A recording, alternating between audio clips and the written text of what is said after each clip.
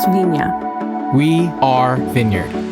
Walking away from that, I felt like I had a pit in my stomach. It was so moving and also very disturbing, but in a way where it was like, I can never go back to the way I was after experiencing this. And what was interesting is after I got home from that trip, of course, shared with my family, and my granny actually shared her experience growing up during the Jim Crow era and all that stuff, and how like they would do lunch sit-ins. And this was information that I had no idea about until I talked with her about it once I got back. And so Wow. It was one thing to experience it, but it was a whole nother thing. It just hit home once I realized, oh, my own granny like went through this in her childhood and growing up.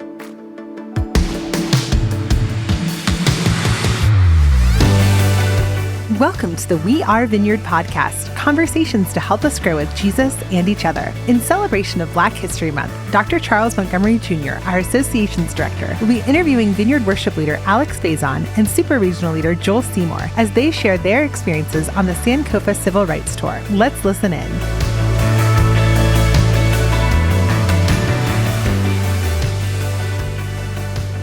Well, grace and peace be in your family. This is Dr. Charles Montgomery. I'm serving as our Director of Associations and also the lead for our Black Pastors Leadership Association. And our associations are designed with two things in mind. One, we want to create leadership, hospitality, and mentoring opportunities for underrepresented groups. And then we also want to amplify those voices to make sure they're heard nationally. And this month, we're not just amplifying voices, but we're celebrating the history among those among our family who are Black. Black History Month was started by Carter G. Woodson, and one of the things that many people don't know about Carter G. Woodson is that he was a Christian. He was a Sunday school teacher. He was served on the deacon board of a Baptist church, and one of the things that Carter G. Woodson said is that Black history is also American history, and our history has had and has a profound impact upon all of us. And so throughout this month, we're taking some time to share some stories about how this part of our history impacts us as kingdom-minded people and followers of Jesus Christ. And we thought here in the Vineyard that one of the creative ways to tease this out was to chat briefly about something several of our Vineyard leaders participated in a couple of years ago called Sankofa. Sankofa is an African word which means to go back and get it.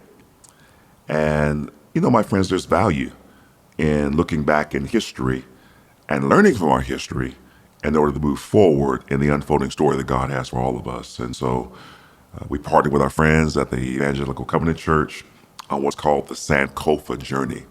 And in a nutshell, it is really an immersive discipleship pilgrimage through historic civil rights sites in the South. And ultimately, it's designed to help to equip us as followers of Jesus to build a beloved community. And one of the leaders who went on this journey with us is none other than Pastor Joel Seymour, serving as our senior, or actually our super regional leader. I figured you'd have your cape on right here, man, but glad to have you here with us on today. I got two great titles. You gave me pastor and you gave me super regional leader, so I feel pretty good. You are somebody. You are somebody. So really just want to ask you just a few questions in terms of Sankofa and just how it has impacted you. And as you think about Sankofa, that word to go back and get it, what are some things that impacted you along the journey? Yeah, well, thank you for asking me that question, even having me on this. I'm grateful to be able to share my experience and honored to be a part of the podcast for Black History Month. I think, man, I could do 100 things because Sankofa was so impactful. Mm-hmm. I mean, the experiences, the immersive experiences from the museums to just being in the actual historic place where things happened. But for me, it was in the basement of 16th Street Baptist Church. And there in Birmingham. In Birmingham, yes. And so my going back moment when I think through it is going back to the realization that discipleship was at the very center of the civil rights movement. Mm. And I don't know that I had fully formed that thought yet until Sankofa. You learn about while you're there, like the manuals that they would use that were based on the Sermon on the Mount, or they were discipling people. Here's here's how we're going to react when our enemies do things to us. Here's the proper response, and just really training people on how the Sermon on the Mount ought to affect them in some very obviously horrible situations, violent situations, and yet they were discipling people on how to respond. And the crazy thing is, I was standing in that basement. It hit me like, how did I miss this? I mean, for goodness sakes, the people who were leading the charge had Reverend before their name, Right, and somehow I had missed that discipleship was at the center. I think of Dr. King when he would, and I'll paraphrase here, but the times he would talk about that the civil rights movement was not just about dealing with the effects it had had on our black citizens in America, but he would also talk with obviously a firm conviction, but also I sensed a firm compassion for white America, that the sinfulness of racism affects all people, even those who are not the ones being persecuted. And that affected me when we were there. I just began to see how discipleship and a deep love for Jesus were at the center of this whole movement. And what I began to do and reflect on, and the going back moment was not only going back to the 50s and 60s and hearing what was going on, how they trained people, how spirituality and discipleship were at the center. I was going back into my own life, Charles, and going, how did I end up with these odd thoughts that somehow spirituality wasn't at the center of this whole thing? And I just began to realize in my upbringing, and I can only speak my upbringing, but in my upbringing, a very Christian upbringing, I had picked up on some thoughts that the civil rights leaders in the 50s and 60s, while courageous, and I remember picking that up, being taught that, I also picked up that they weren't particularly spiritual. Yes. That their Christian identity, their love for Jesus, in my circles, that just didn't get talked about a lot. And somehow I picked up that they were more political leaders than spiritual leaders. It's interesting that you say that, because even you mentioned Dr. King, and of course he got his bachelor's from a really interesting school called Morehouse College in Atlanta in sociology. Shout out to Morehouse. But he got his Master of Divinity from Crozer Theological Seminary, and then he got his PhD from Boston University in systematic theology. And so very much at the heart of Dr. King and certainly other lieutenants, the Ralph Abernathy's, the Billy Kyles, just a number of people, litany of people, really was at the heart of their movement was how can we be more and more like Jesus? How can we be more and more like Jesus and the Holy Spirit in terms of actually empowering to live towards and to actually move towards, not just in terms of the reactions, but also towards beloved community. I think that also we actually did something. We went to like a simulation at a lunch counter somewhere. That's powerful. Yes, in Atlanta at the Civil Rights Museum. Yeah. So we're sitting there at the lunch counter. I believe it's the Civil Rights Museum in Atlanta, and so they have a simulation where you're at a lunch counter, you're on the stool, you put your hands down, and you close your eyes, and they put headphones on. And you'll hear someone and like lean over to you and talk and say, "Hey, remember what we learned. Remember what we learned about how to respond. Remember, the power of peacemaking, the power of loving our enemies." And they're whispering these things, and all of a sudden you hear a crowd come in, and it's the crowd trying to get rid of folks that are sitting at the counter because it's a whites only establishment. And so there's shouting, there's name calling, and at one point you actually feel the stool move, And I can't remember, you open your eyes and there's a timer and you see how long you made it. I don't know, made it a minute, 20 seconds or something before I just had to open my eye, like, this is too much, It just got me thinking, like, how deep had these people been formed in Christ, in discipleship, that I make it a minute and 20 seconds. Yeah. And, they sat there the whole time and had drinks poured on them. They're kicked, they're beaten, and they took the Sermon on the Mount and they took Jesus's love your enemies and the golden rule. They took that so seriously, they lived it out and did not retaliate. Again, it was another one of those moments where this isn't just a righteous movement. It isn't just a political movement. It's a spiritual movement where people were being formed in Jesus. Yeah, that's powerful. That's powerful. And oftentimes, when we talk about things like history, we talk about the 50s and the 60s, people think, well, that was way, way, way, back then. Mm-hmm. And when we think about now, for example, when we think about the gospel, you mentioned the Beatitudes and these elements, if you will. How does the gospel compel us to pursue beloved community, in your opinion, in this day and time? Yeah, absolutely. And I'll start, I think, by going back to that church basement where kind of all those threads came together for me. So we're in 16th Street Baptist Church in Birmingham. If people aren't familiar with that, that's where 4 young ladies, really young girls, were killed in a bombing on a Sunday morning as people gathered to worship upstairs. They're in the bathroom in the basement. Just finishing Sunday school. Yes, and they're killed. And that church has a museum in the basement. You can do a tour. You can watch a video. And as we approached it, my assumption was it's a museum. And you go in the basement, and you start with a video, and it's the current pastor.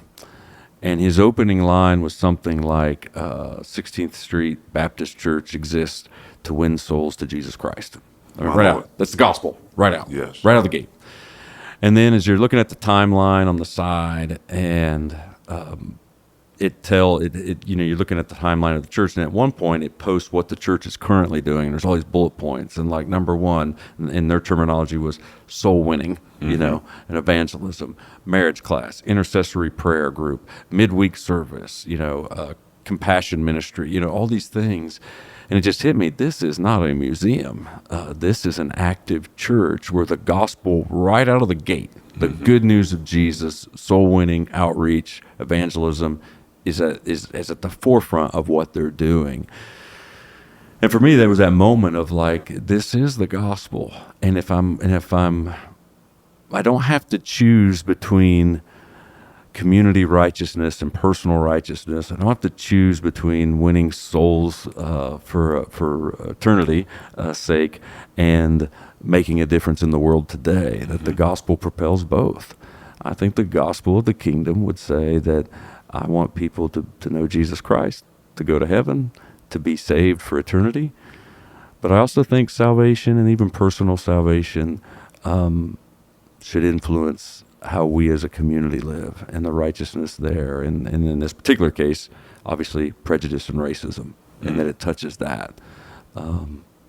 As Vineyard people, I would say the gospel is, we always are saying, the kingdom is already and not yet. Yes. And we talk about the Lord's Prayer, thy kingdom come, thy will be done on earth as it is in heaven.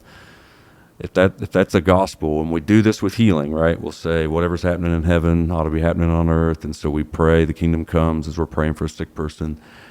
Well, that goes well beyond that too. It goes to in heaven, all the cultures and all the races will be worshiping Jesus together, every tongue and tribe and nation. And so part of our call, the good news is, let's do our part to make that happen here and now. And that too is part of the gospel. It's not either or. It's a both and. 100%. What we're up against, and have been since the dawn of time, is we're not going to do this under our own power. We need the power of Jesus Christ to come save us as people and redeem us and transform us on the inside. And as that happens, then I think we can see more transformation in the greater community. Yeah, I just think as we kind of turn the corner, I'm thinking about what Paul said, I am not ashamed of the gospel. For there's the power to everyone that believes, to the Jew as well as to the Gentile. And we can go on and on and on in terms of just various categories that we put people in. The power of the gospel is to bring all of us together under the banner of Jesus Christ. Now, any other ways the Sankofa journey helped you in your journey to be a disciple of Jesus? Yeah, I mean, I think as far as being on that experience, it helped me, I think, be a better listener, even as I've encountered other situations, other, places even around the world or other pieces of the country to just listen to other people's experiences and to remember I've been formed a certain way and I can have some bias. I have a set of glasses on that might skew how I see things, and so it's me going to Jesus saying, Jesus, help me be a better listener. Help me to understand other people's experiences. Help me to see my own biases. I think also it's given me some courage. I mean, there's something about standing in places where people took a stand, and that challenges me on what do I need to take a stand on, what's worth taking a stand. So you walk across Selma, at the bridge there at Selma, and the Edmund Pettus Bridge. Yes, named after a KKK leader, and it's still. He was also I think a representative or something in the state house, so that's why it's named that. But he was a KKK leader, and the irony of that, and walking across the bridge, and as you're walking, and it's kind of a curved bridge with a slope up and a peaks and comes back down, and just knowing what those folks were facing as they came back over, and yet they continued to march peacefully, and took the persecution that was on the other side, and yet that challenged me of you really can trust the words of Jesus where you gotta die to gain life. Or even if you think of the crucifixion, it's sacrifice that ends up bringing life, not the sword, not violence, as a reaction to being violated yourself, but just that kind of sacrifice, and that turned a nation, really. I mean, those images, those pictures of non-retaliation and people living out their faith to that level and being that committed to peace, that made me think about my own life of where do I need to be courageous? Where do I not trust Jesus and his words? When do I think I got to take things into my own hands, my own power to try to make something happen instead of trusting him? So it's a powerful experience, my friend. I certainly appreciate it. And what you're just really confirming for me and our listening audience is there's certainly great value in looking back in order to look forward.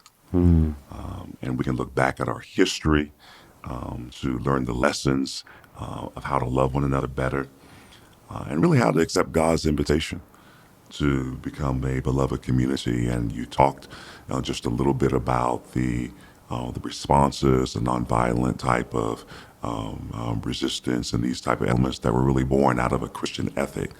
And one of the things that we do in Vineyard USA is that our dear brother Josh Williams does have a nonviolent training type of seminar that's rooted in the Bible, rooted in the Christian ethic, that's available for all of us to look at and listen to, and we'll have that in the show notes. And one of the things you also spoke about was the fact that our civil rights movement really at the heart was a Christian movement led by Christian people that loved Jesus and were following Jesus, empowered by the Holy Spirit. And again, if you're interested in learning more about the role of the religion and role of Christianity in the civil rights movement, also in our show notes, we'll have a couple of articles in there, one by Dr. Bernard Lafayette, which I believe is really insightful and helps us to kind of creatively think and reflect, as you've done, Joel, in terms of how things in our history can impact us in terms of to move forward. And so we just want to leave you by saying, as you think about looking back, I'm saying this to the listening audience, here's our challenge to you. What are some areas in your life that God can use you to live out beloved community where you are? That's our challenge to you. And again, Joe, I thank you for spending some time and sharing with us the impact of not just Sankofa, but the impact of looking back in order to look forward. And just God bless you, man. Thank you so much. Yeah, thank you for having me on here, Charles. God bless you.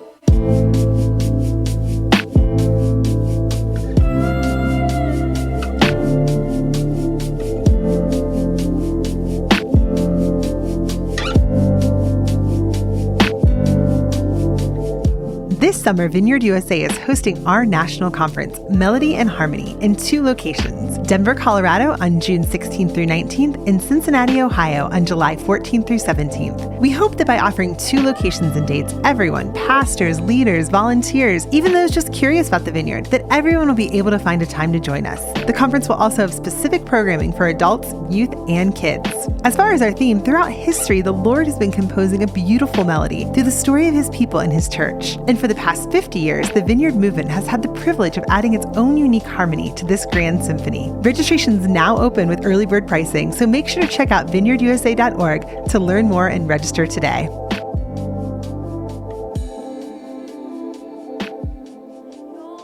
Well, grace and peace, Vineyard family.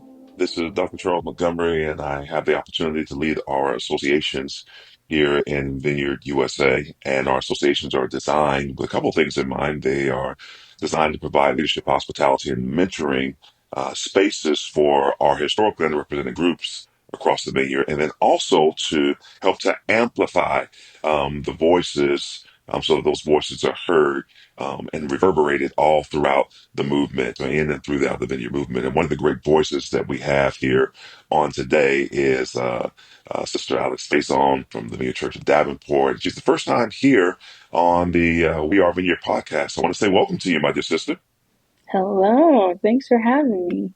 Yeah, it's a privilege. Thanks for being here. And I am just interested because you were one of the leaders who had the opportunity to go on the Sankofa trip with us. And as you go back and you reflect and as you think about it, what were some of the things about that Sankofa experience that just impacted you in a major way? There were so many things that impacted me. One of them was, first off, just being invited. That was huge. I found myself wondering, like, why am I here with the team?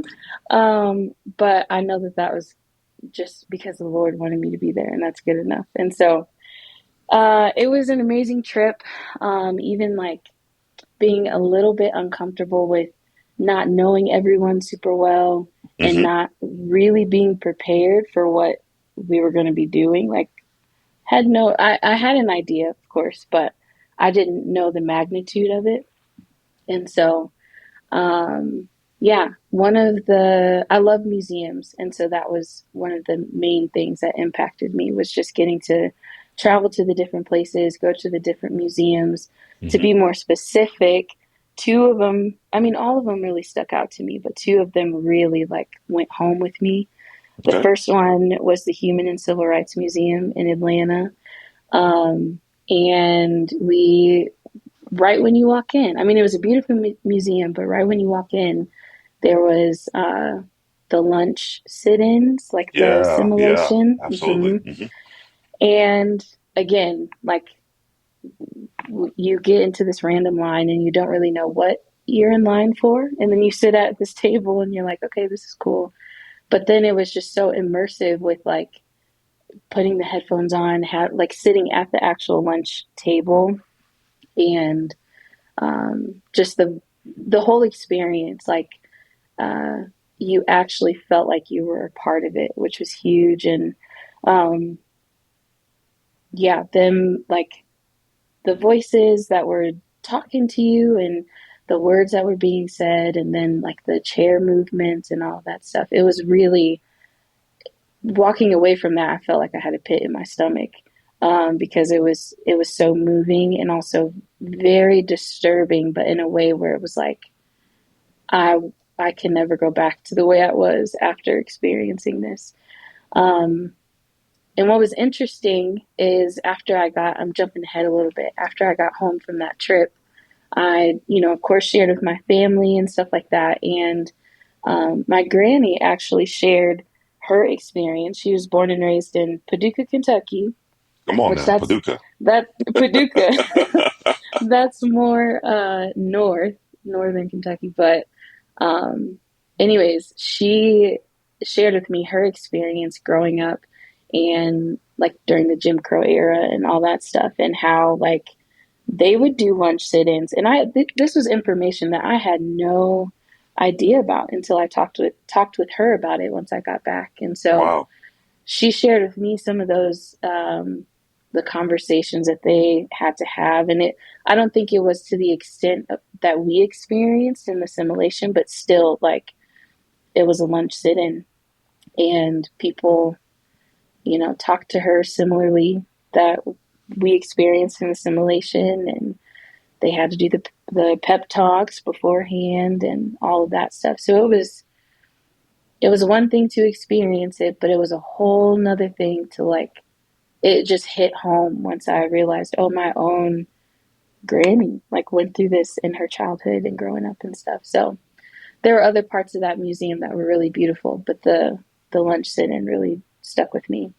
That's And then really the interesting. oh, mhm, That's really interesting. Sorry to cut you off, but it was just interesting in the sense mhm, that you said you had a chance to speak about that with your grandmother, who is living, by the grace of God, still here with us. And it's one mhm, of the things we talk about. History like that was like so far, so long ago in that sense. But we mhm, actually, in that sense, have people who are among us today, which shows that's just not that wasn't a long time ago in that sense. not I at mean, it all. certainly is still a part of our experience that people are carrying. And so just thanks so much for sharing that. Yeah, yeah. Um, the other museum that really stuck out to me, and I will talk about it every day of my life if I can, was the Legacy Museum. I can't remember. That was in Montgomery, I think. Yes, it's a great name. Yeah, Yes. Montgomery. Amen. Um, that museum was just amazing. Like, I don't even know how to explain it. There was just a wealth of knowledge in there, like a wealth of information This is the everywhere Legacy that you Museum. looked. The In the Legacy Legacy Museum. Okay. Museum, everywhere you looked, there was information, and just like the art and the animations and all of that stuff. It really felt like we were being submerged in the experience. And the Legacy Museum, I won't do it justice the way that I explain this, but it's all about how, like, slavery, Jim Crow, um, and mass incarceration. I feel like I'm missing one of them, but all of those things are tied together. And so it's just this whole story as you're walking through the museum and you're getting all this information about how it's all tied together. There was one part in that museum. I mean, again, I loved all of it, but one part that stuck with me, there were these, like, holographic things. Hmm. This was a slavery part, and, like, there were people. You walk up, and it triggers the video, um, and it looks like an actual person sitting there, and they're just telling you their story. And one of them was like, have you seen my kids? And they were snatched away from me and all that. One of them was this woman singing an old hymn that I remember growing up in church singing all the time, and it was just powerful. And I just found myself, like, weeping all throughout that section, and really, again, like, all throughout the museum. And there was no way for us to be able to grab all the information in the museum. So you'd have to go back again and again, to be able to really grasp all of it and to see everything. And another beautiful and mind blowing part of that is it's only $5 to get into get Hmm. into it and experience all of that stuff. So it's just available for everyone, and I think it's a museum that everyone should go and experience. It's really I good. appreciate it. Talk to me a bit because we had the opportunity last segment to talk with Joel, just a bit about how it affected him, particularly as a one of our white siblings, and you specifically as a young African American woman, and moving through those experiences. Talk a little bit more about just the impact that those stores, even the actual visceral experience, had for you. hmm there were a lot of different emotions. Um, first, first off, it was maybe a little bit of shame, just because there are things that I just didn't know, and I Hmm. had that thought in my head, like, this is my history. Why wouldn't I know this? Um, so that kind of woke me up a little bit. And then another thing was, um, It almost felt like it almost felt like my family's business was being put on display for everyone. So there's a Mm, little bit of uncomfortability and also like irritation um, that came up that I was a little bit surprised about.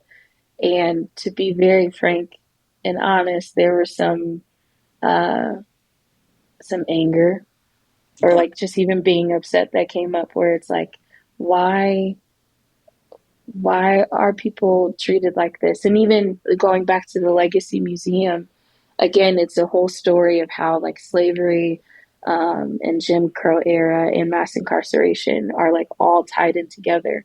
And so it's not like we were going back and seeing history and being like, oh, this happened way back when. You mentioned that a little bit. Like, no, this is still happening today. It just looks different. And so some of some of that justice started to come to rise up in me. Um, and this is kind of going on a tangent, but I was with that. I was so grateful for our time together at the end of the nights, like the whole Hmm. group, and how we sat together and we actually discussed everything that we experienced that day. And that was a little bit uncomfortable because again, all of these emotions, not really knowing how to deal with them, especially around people and especially around people that look differently than me. Um, and Yeah, so get yeah. And for our people that are listening, and we are in your podcast. It's important to know that one of the things on Senko Experience is that as we walk through not just the museums but the entire experiences in the civil rights sites, that we actually did that in dyads or triads with different ethnicities mhm, walking together. And so, as you're talking about that debriefing, you're having a debrief, particularly as an African American, and there may be another African American in that group, or it might be someone that you're talking to of a different ethnicity. And so, mhm, kind of important to say. So, as you're saying that, talk to me about, what that was like. Why do you think that it was important? Why do you think it's important for you to, be able to articulate, how that part of our history, in this case, American history, impacted you? And then what was it like for you hearing that from someone of a different ethnicity? mhm. For me personally, I am just always tempted to disengage when I Hmm. feel those big emotions or, if I'm overwhelmed, which a lot of these experiences that we had were overwhelming in a good way, but it was just a lot. And so I felt that tension of like wanting to just disengage. But I remember them saying a lot of times throughout the trip, like, we highly encourage you. You need to keep pressing in and keep showing up and stuff. And so that was me personally. Um, I think, well, I know it was necessary to have to be in those triads, those small groups with people that were different than me, because that's where the true work is happening. Like, it'd Mm, be it'd be easier for me to go to one of my black brothers or sisters and be like, "Wasn't that hard? Aren't you irritated? Whatever, whatever." But for me to sit with one of my white friends or Hispanic friends or whoever and be like, this is how I'm feeling. This is what's coming up for me. And just allow myself to have that space to process and then for them to ask really good questions. And again, it's uncomfortable and it's not the most conventional, not conventional, but like the way that we would really want to do it naturally as humans. Um, but really it just created safe spaces all around, and I think that was so important. yeah, that has been very powerful when you speak about that. That's where the real work happens. That it's Mm-hmm. not just something in which we just live in such a polarized society now, and so for it's easy to go back to our own, specific corners and talk For about sure. experiences. But if we really want to pursue beloved community, it's super important that the real work happens in that sense in which we're able to engage honestly and forthrightly with one another. So that's very powerful. Let's kind of turn the corner a little bit and kind of head home. And again, just listening to you, this had a profound impact upon you. So now you, as a leader, headed back to your home church. at Vineyard Davenport. What was that like for you? Did you have an opportunity to discuss or debrief, with them? Any impact or any outcomes that came from you actually going back to your home church and speaking to, people there that you either work with or in church with? Yeah, that was really exciting being able to share the experience with them. I talked a lot more at length with like the different museums and the experiences and stuff like that. But one of the main, most exciting things that happened is actually like the pastoral team, after sharing all of that and really saying like, hey, we should pay attention to this, and we should like make effort to like press into this more and see how this can impact our church and our city around us. After that discussion, we ended up creating our own little version of that trip, the pastoral team and I. Wow. And we went to some of those same museums. So we drove to Atlanta and went to this Human and Civil Rights Museum, and we went to Montgomery and went back to the Legacy Museum, and there are some other places that we went to as well. And it spanned out for a couple days, just like it did with Sankofa, of course. And when I tell you, like the conversations that just naturally came out of those experiences together during that trip and even after, we just felt really close.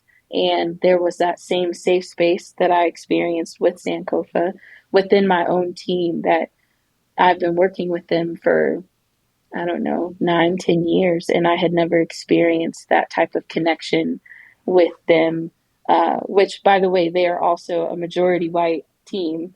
And so, again, that uncomfortability that I experienced in Sankofa, I experienced it the same way. But again, I kept like pressing in and showing up and having those conversations with them. It was really powerful. And also, to add one more thing, we wanted to check that out first as a pastoral team to see how does this work for us.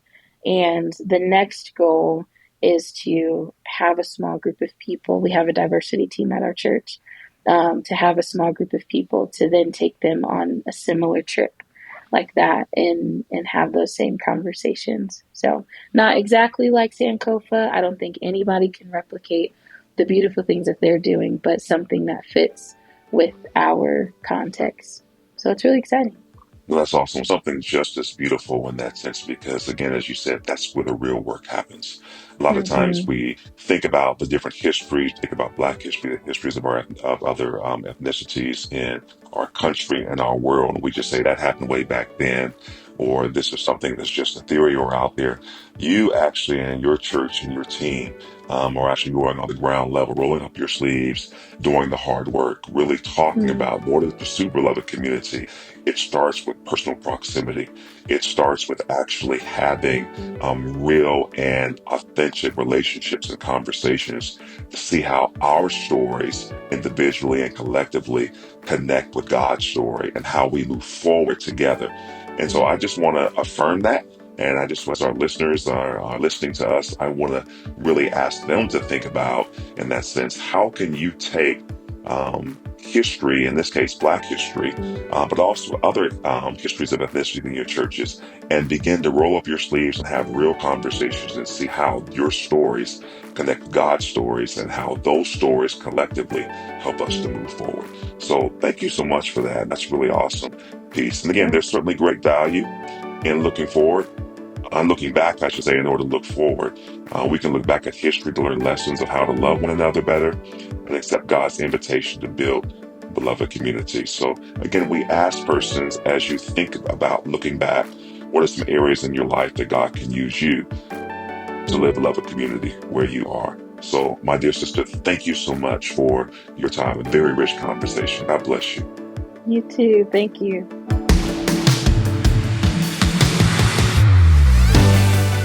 as we celebrate our 50-year anniversary in the Vineyard. If you're interested in learning more about Vineyard history, there are plenty of resources for you. Check out our show notes for links to books, YouTube videos, and more to learn about Vineyard history and identity. And make sure to keep listening to the podcast this year for stories of Vineyard churches throughout the year.